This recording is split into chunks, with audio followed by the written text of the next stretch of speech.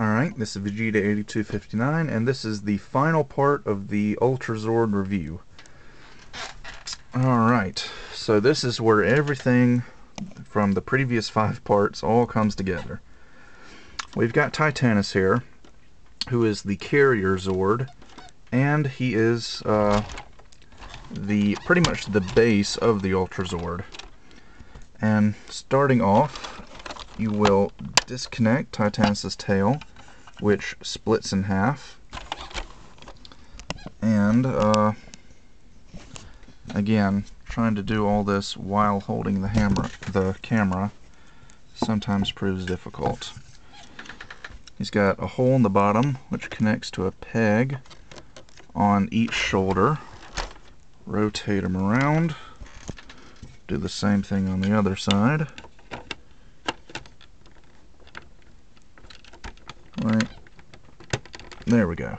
Alright.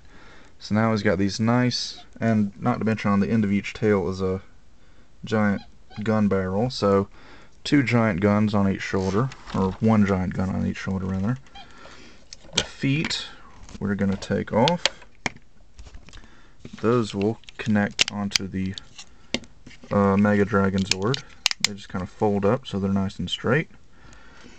Then this giant chest piece will come out and kind of lean his head back, and this whole chest just kind of spills out here.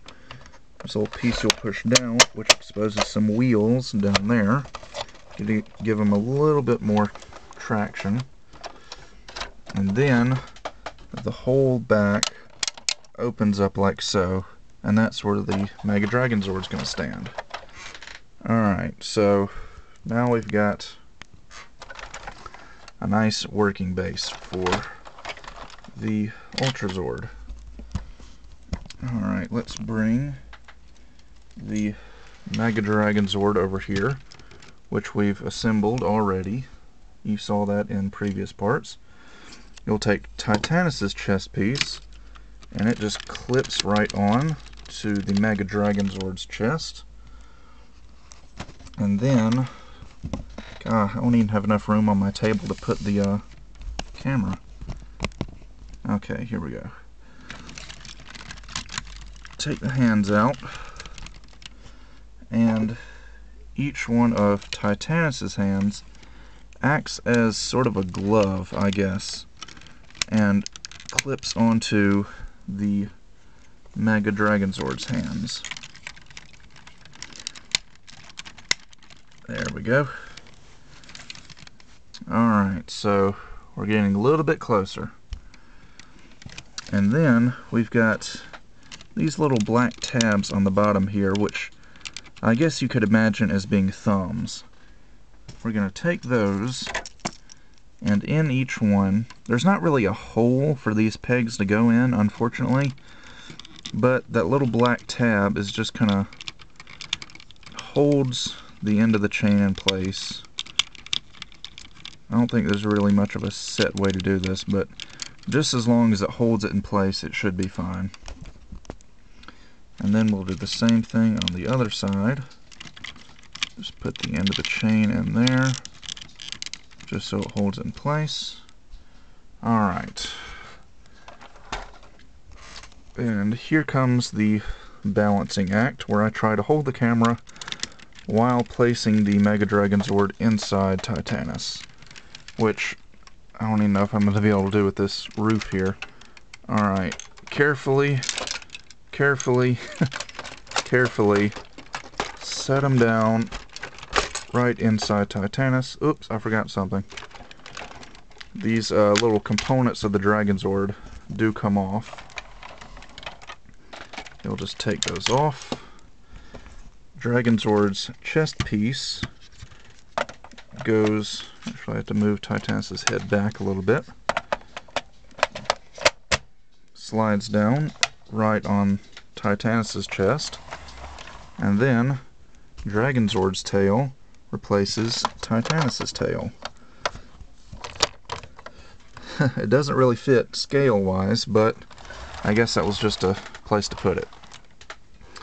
Then I'm going to bring these arms up, Uh-oh, they're stuck on something. Oh god, it's falling apart. Where'd that chain go? I need it. It's stuck on something, but I don't know what. There we go. Alright. Bring these arms forward, and sometimes you'll see this chain just around Titanus's neck. I actually like to put it in his mouth. I just think it looks cooler. And close his mouth like so, and there we go. And we can probably bring these. And now you have a completed Ultrazord. This little thing comes up a little bit. Something just fell off on the back. What was it? Oh, one of his little guns. Whoops. Anyway. So yeah, definitely a lot of pieces here that are all desperately trying to stay in place all at once. But yeah, Ultrazord, very large and very, very imposing. Actually, you can flip on that switch that we saw on Titanus earlier. And if I can get my camera to quit being so blurry. Yeah, the Ultrazord can roll just like Titanus does. And you'll notice that when he does, these gun barrels go up and down. So that's kind of a nice feature there. Let's see, I need to do a size comparison really quick. Hold on, I'm going to go get a Gundam model kit. I'll be back in like 2 seconds.